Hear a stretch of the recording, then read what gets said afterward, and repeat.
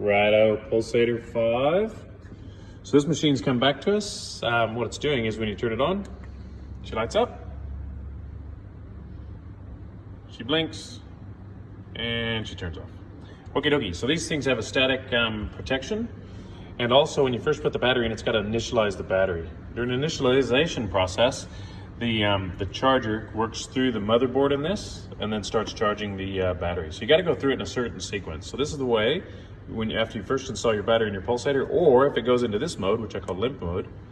I'll show it again to you. If it goes into limp mode like this, blink, blink, blink, this is how you fix it. So take your charger, plug it into the wall, get it on. That'll start charging that puppy up. Don't plug it into your pulsator yet. Turn your pulsator on just to ensure that everything's not working. Everything's not quite right in Denmark. Yahtzee, Yahtzee, blink, blink, blink. There we go. Plug your charger in. And this is what you do when you first get a pulsator off of us. When you install that lithium-ion battery. We're not allowed to send them in the mail with the lithium-ion battery connected. We're gonna turn it on. Doop. Now that she's on the charger, she's gonna stay on. She's not gonna go into limp mode. There you go. She's charging.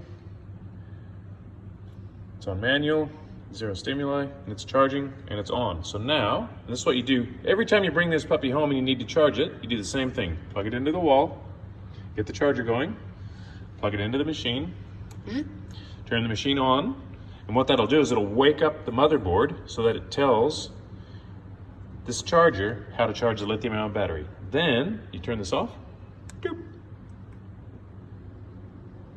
and then it'll sit there and charge turned off.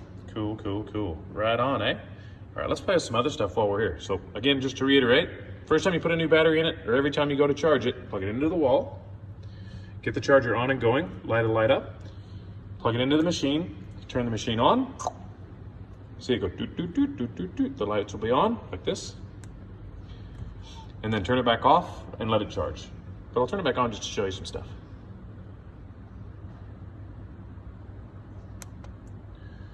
There we go.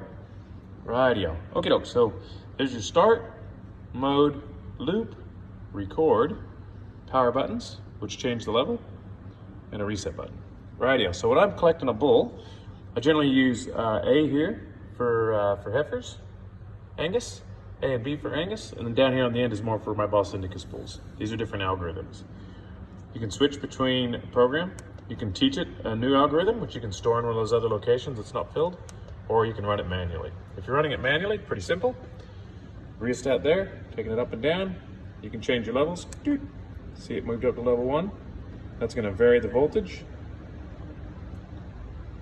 You can work your way up to get to that bull's happy place. Rightio. Otherwise, you can run on the program. For instance, if we hit start on that one, that kind of wakes him up with a little bit of a stimuli at the front, then it steps down. We're doing it 1, a little bit up, a little bit down. So it's counting the stimuli as it does it. It'll slowly work its way up. And generally Angus bulls are gonna ejaculate around in here. Every bull's different though. So what do you do if you got a bull who's starting to overreact a little bit and you think you're getting close to a sample? Maybe he's got a bit of a, maybe he needs a little bit longer rest phase before he ejaculates. Well, there's a couple tricks you can do. One, if you're happy with where it's at, you can hit loop and it'll hold it at that level. It'll hold it at level 2 and it'll just cycle the algorithm there for you. Hit loop again, and it'll start going up again, which is pretty rad. I use this a little bit when I'm collecting bulls to make straws.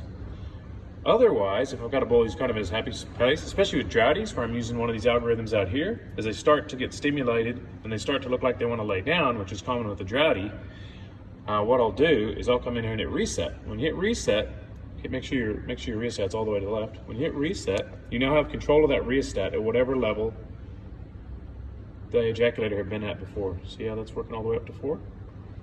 So this is great if you got a bull where he's right to his happy space and maybe just needs a little bit of a longer rest phase. So you go wee-yo, wee-yo. Give him a little bit more of a delay and then go wee, and oftentimes you go kablam and give you the baby better.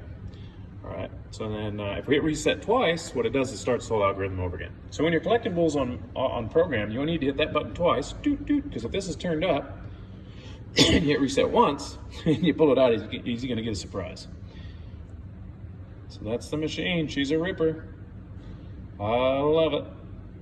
Bulls love it, You love it. We all love it. Okay. But anyhow, when you're charging these bad boys, get them started like this. Turn the machine off. And it's going to sit there and charge.